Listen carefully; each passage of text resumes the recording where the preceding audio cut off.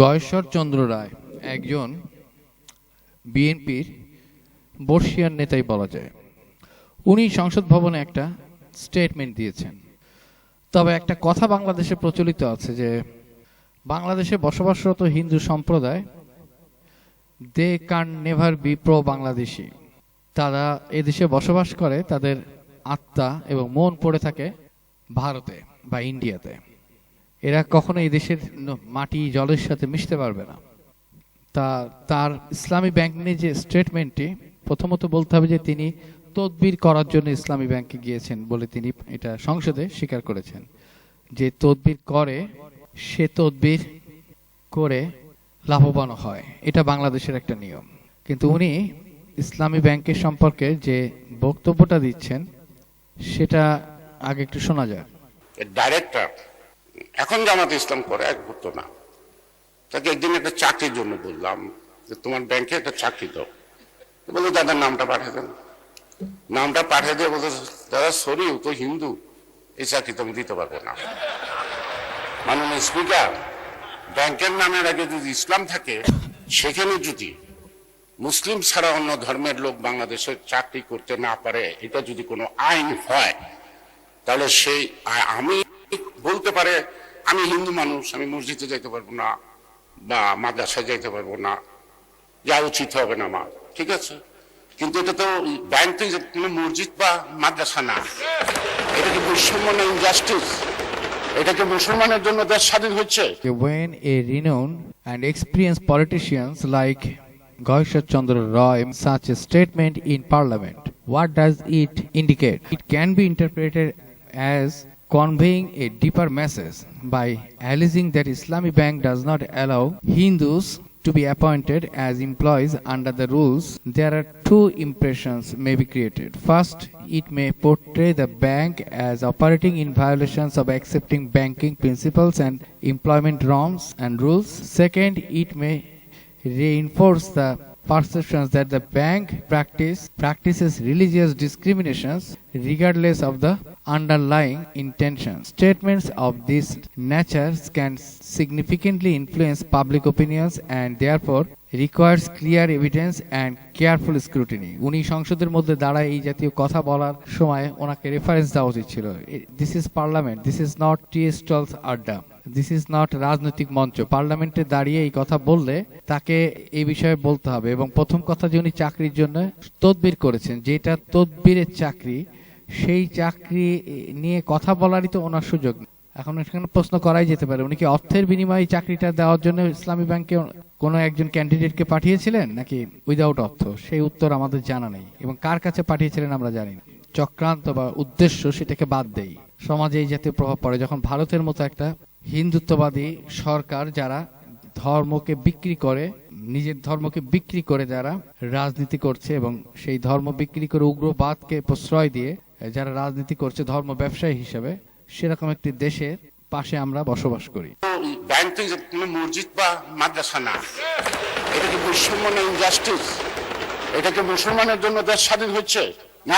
দর্শক, খুবই গুরুত্বপূর্ণ একটা আলোচনা। দেখেন, সেই সংসদে ইসলামী ব্যাংক নিয়ে আলোচনা হয়নি, কিন্তু ইসলামী ব্যাংকিং নিয়ে সংসদে আন্দালিব রহমান পার্থ এবং গয়েশ্বর চন্দ্র রায় দুই রকমের মতামত ব্যক্ত করল। ইসলামী ব্যাংকে অমুসলিমদের চাকরি হয় না, এটা বিএনপির লক্ষ্য এবং আদর্শের সঙ্গে যায় না। তিনি প্রশ্ন রাখেন, দেশে কি শুধু মুসলমানদের জন্য স্বাধীন হয়েছে? দেশ কি শুধু মুসলমানদের জন্য স্বাধীন হয়েছে? পরে এ নিয়ে সংসদে অনির্ধারিত বিতর্ক হয়। আর জাকাত ব্যবস্থাপনার জন্য ডাটাবেস করা এবং দেশে ইসলামী ব্যাংকিং ব্যবস্থাকে প্রমোট করার প্রস্তাব দিয়েছেন বিজেপি সংসদ সদস্য আন্দালিব রহমান পার্থ, যারা একই জোট। আন্দালিব পার্থ বিএনপির না, কিন্তু তিনি বিএনপি থেকে বিচ্ছিন্ন সেটাও বলা যাবে না। যেমন আন্দালিব পার্থ বলছেন যে যুক্তরাজ্য এবং মালয়েশিয়ার উদাহরণ টেনে বলছেন, সারা পৃথিবী ইসলামী ব্যাংকিং এর দিকে যাচ্ছে, দেশেও এই ইসলামিক ব্যাংকিং প্রমোট করা উচিত।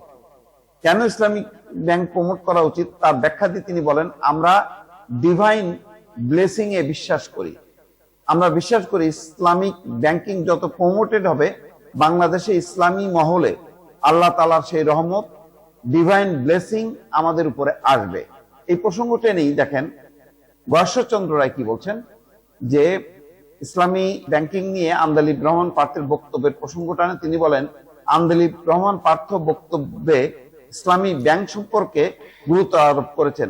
স্বাধীন বাংলাদেশ, বিএনপির লক্ষ্য, উদ্দেশ্য এবং আদর্শ, ধর্মীয় মূল্যবোধ, এখানে কোনো নির্দিষ্ট ধর্মের কথা বলা হয়নি। সব ধর্মের মানুষের মূল্যবোধকে ধারণ করা হবে। গয়েশ্বর বলেন, ইসলামী ব্যাংকের একজন পরিচালক যিনি এখন জামাতের রাজনীতি করেন, তাকে তিনি একজনের চাকরির কথা বলেছিলেন। গয়েশ্বরের ভাষায় ওই পরিচালক বলেন, দাদা নামটা পাঠিয়ে দেন। আমি নাম পাঠানোর পরে বলে, দাদা সরি, ও তো হিন্দু, এই চাকরি তো আমি দিতে পারবো না। তখন বলতেছেন গয়েশ্বরচন্দ্র রায়, ব্যাংকের নামের আগে যদি ইসলাম থাকে, সেখানে যদি মুসলিম ছাড়া বাংলাদেশের অন্য ধর্মের মানুষ চাকরি করতে না পারে, এটা যদি কোনো আইন হয়, বলতে পারে আমি হিন্দু মানুষ, মসজিদে যেতে পারবো না, মাদ্রাসায় যাওয়া উচিত হবে না। কিন্তু ব্যাংক তো কোনো মসজিদ মাদ্রাসা না। এটাকে বৈষম্য আখ্যা দিয়ে গয়েশ্বর প্রশ্ন করেন, দেশ কি মুসলমানদের জন্য স্বাধীন হয়েছে, নাকি এই ভৌগোলিক অঞ্চলে জন্ম নেওয়া সব জাতি ধর্মের মানুষ যারা জন্মগ্রহণ করেছে তারা দেশ স্বাধীন করেছে? আন্দালিব রহমানের কাছে এর ব্যাখ্যা দাবি করেন তিনি। আন্দালিব ইসলামী ব্যাংকে যে কেউ চাকরি করতে পারেন। তখন স্পিকার বলছেন, তিনি লক্ষ্য করছেন এই সংসদে অনেক অনুমান নির্ভর কথাবার্তা হয়। ইসলামী ব্যাংকের কোন পরিচালক এখানে থাকলে বিষয়টি নিয়ে বলতে পারতেন। বিষয়টি স্পর্শকাতর এবং সাম্প্রদায়িক ইস্যু হিসাবে উল্লেখ করেন স্পিকার। খুব রাইটলি তিনি টেনেছেন। জামাতের শাহজাহান চৌধুরী ফ্লোর নেন, তিনি বলেন, ইসলামী ব্যাংকে যে কোনো ধর্মাবলম্বী চাকরি করতে পারেন, তার এলাকারই হিন্দু সম্প্রদায়ের অনেকে ইসলামী ব্যাংকে চাকরি করেন। দেখেন তাহলে এক ইসলামী ব্যাংক, ইসলামী ব্যাংকিং নিয়ে কেমন ডিবেট এটা চলে আসলো, যে আন্দালিব পার্থ যেভাবে প্রমোট করতে বলছেন, এবং তিনি আবার অবশ্য বলছেন যে ইসলামী ব্যাংকে কোনো হিন্দু চাকরি করতে পারবে না, বিষয়টা তা না। কিন্তু এটা সত্য, বাংলাদেশের যদি ধর্মীয় নাম দিয়ে কোনো, যেমন এখানে হিন্দু ব্যাংক যদি হয়, তো স্বাভাবিকভাবে সেখানে মুসলমানদের চাকরির বিষয়টা একটু সংকুচিত হয়ে যায় এবং তার দৃষ্টিভঙ্গি এটা বদল করতে হয়। এই কারণে আসলে ধর্মর কোনো নির্দিষ্ট কোনো ধর্ম, কোন দল, প্রতিষ্ঠান, সেগুলোর নামে যদি করা হয়, তাহলে সেটা নিয়ে কিন্তু গণতান্ত্রিক দেশ, অসাম্প্রদায়িক দেশ, মানে সব ধর্মমত নিয়ে যে গণতান্ত্রিক রাষ্ট্র গঠিত হয়, তার কনসেপ্টের সাথে এটা সাংঘর্ষিক হয়। আইনের দিকে তাকালে এটা খুব সহজভাবেই বলা যেতে পারে যে licensed commercial bank cannot lawfully adopt an official employment rule that explicitly discriminates on the basis of religions, regardless of whether it is a conventional or an Islamic bank. Therefore, if a bank were to formally state in its requirements policy that peoples of a particular religions are ineligible for employment, it would raise serious legal and constitutional concerns. A commercial bank may have internal preference or may be accused of discriminatory practice, but that is fundamentally different from adopting an official written rules. What Mr. Goishwar Roy claimed that these particular banks following a rule that is based on the discriminations of religion. এই কথাটা তিনি বোঝাতে চেয়েছেন, but এই কথাটা বলার মাধ্যমে গয়েশ্বরচন্দ্র রায় আইনগতভাবে ইসলামী ব্যাংক কোনো নন মুসলিমকে পারমিট করেন না, এই কথাটা তিনি বলেছেন। এটার ব্যাখ্যা তার দেওয়া উচিত, আর ব্যাখ্যা না দিলে এটা সহজেই বলা যায় যে তিনি জাতীয় সংসদ ভবনে বসে মিথ্যাচার করেছেন। ডিজিটাল তদবির, ডিভাইন ব্লেসিং এবং একটি ব্যাংকের ধর্ম সংকট। বাঙালি রাজনীতিবিদেরা যখন সংসদে দাঁড়িয়ে নীতিবাক্য আওড়ান, তখন সাধারণ মানুষের উচিত পপকর্ন নিয়ে বসা। কারণ সেখানে যে নাটক মঞ্চস্থ হয় তা অস্কার পাওয়ার যোগ্য। সাম্প্রতিক এক টকশোতে উঠে আসা সংসদের এক পুরনো বিতর্ক বৈধ তদবির পদ্ধতি। গয়েশ্বর চন্দ্র রায় সংসদে ক্ষোভ ঝেড়েছেন যে ইসলামী ব্যাংকে হিন্দুরা চাকরি পায় না। তার এই মহান ধর্মনিরপেক্ষ আবেগের প্রতি শ্রদ্ধা রেখেই একটা ছোট প্রশ্ন জাগে, তিনি চাকরিটার জন্য কার কাছে গিয়েছিলেন? তিনি গিয়েছিলেন জামায়াতপন্থী এক ব্যাংকের ডিরেক্টরের কাছে। প্রশ্ন হল, আধুনিক গণতান্ত্রিক রাষ্ট্রে ব্যাংকে চাকরি পাওয়ার বৈধ পদ্ধতি কি ইন্টারভিউ এবং যোগ্যতা, নাকি কোনো বড় নেতার সুপারিশ বা তদবির? গয়েশ্বর বাবু যে পদ্ধতিতে, মানে ডিরেক্টরকে ফোন করে চাকরিটা পাইয়ে দিতে চেয়েছিলেন, সেটা কোন আইনের বইতে বৈধ হিসেবে লেখা আছে? নেপোটিজম বা মামাতো ফুপাতো ভাইয়ের তদবির সংস্কৃতিকে যখন নেতারা নিজেদের জন্মগত অধিকার ভাবেন, তখন ডিরেক্টরের ধর্মীয় অজুহাত আর নেতার তদবিরবাজি, দুই চোরের গল্পই মনে পড়ে যায়। 2. ইসলামী ব্যাংক নিয়ে এত গাত্রদাহ কেন? কিছু নেতার কথাবার্তা শুনলে মনে হয়, সকালে ঘুম থেকে উঠে ইসলামী ব্যাংকের লোগো না দেখলে তাদের পেটের ভাত হজম হয় না। ব্যাংকিং ব্যবস্থা চলে লাভ ক্ষতি আর ইকোনমিক্সের নিয়মে, কিন্তু আমাদের নেতারা সেখানেও খুঁজে পান আধ্যাত্মিকতা।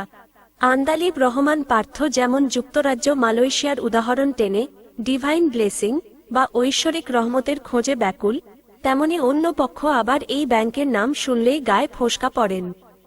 আসল কথা হল, এই ব্যাংকটি কোটি কোটি টাকার ব্যবসা করছে, আর নেতাদের দুঃখ হল সেখানে নিজেদের আধিপত্য বা রাজনৈতিক ফায়দা পুরোপুরি তোলা যাচ্ছে না। ব্যাংকের নাম ইসলামী হোক বা সনাতন, ভেতরের টাকাটা তো আর ধর্ম দেখে ওড়ে না। কিন্তু নেতাদের গাত্রদাহ কমে না, কারণ নামটা ব্যবহার করে সমাজে একটা চটজলদি বিভাজন তৈরি করা যায়, যা টকশোর টিআরপি আর ভোটের বাজারে দারুণ বিকোয়। এই ডিবেট কি বিএনপিকে ডুবাবে? সবচেয়ে মজার দৃশ্য হলো একই জোটের ভেতরে আদর্শের এই খিচুড়ি। একদিকে পার্থ সাহেব ডানা মেলে ডিভাইন ব্লেসিং ওড়াচ্ছেন, অন্যদিকে গয়েশ্বর বাবু ধর্মনিরপেক্ষতার পতাকা তুলছেন। এই যে একই নৌকায় দুই দিকে দাঁড় টানা, এটাই তো বিএনপির চিরন্তন ক্লাসিক স্টাইল। একদিকে তারা ডানপন্থার ভোটও ছাড়বে না, আবার অসাম্প্রদায়িকতার তকমাও হাতছাড়া করবে না। ফল যা হওয়ার তাই হচ্ছে, জনগণ বিভ্রান্ত। এই ধরনের স্পর্শকাতর ও স্ববিরোধী ধর্মীয় ইস্যু নিয়ে নিজেদের ভেতর কাদা ছোড়াছুড়ি করতে থাকলে প্রতিপক্ষকে আর কষ্ট করে কোনো ফাঁদ পাততে হবে না। নিজেদের এই কনফিউজড পলিসি আর সংসদের ভেতরেই একে অপরের পা টানাটানির অভ্যাসী একাই 100 দলকে ডোবাতে এর চেয়ে বেশি আর কিছুর প্রয়োজন আছে বলে মনে হয় না। দিন শেষে সাধারণ মানুষ বোঝে, ব্যাংক কোনো মসজিদ বা মন্দির নয়, এটা টাকা গোনার জায়গা। কিন্তু নেতারা যতদিন পর্যন্ত টাকার গায়ে ধর্মের রং লাগিয়ে নিজেদের আখের গোছাতে পারবেন, ততদিন এই থিয়েটার চলতেই থাকবে।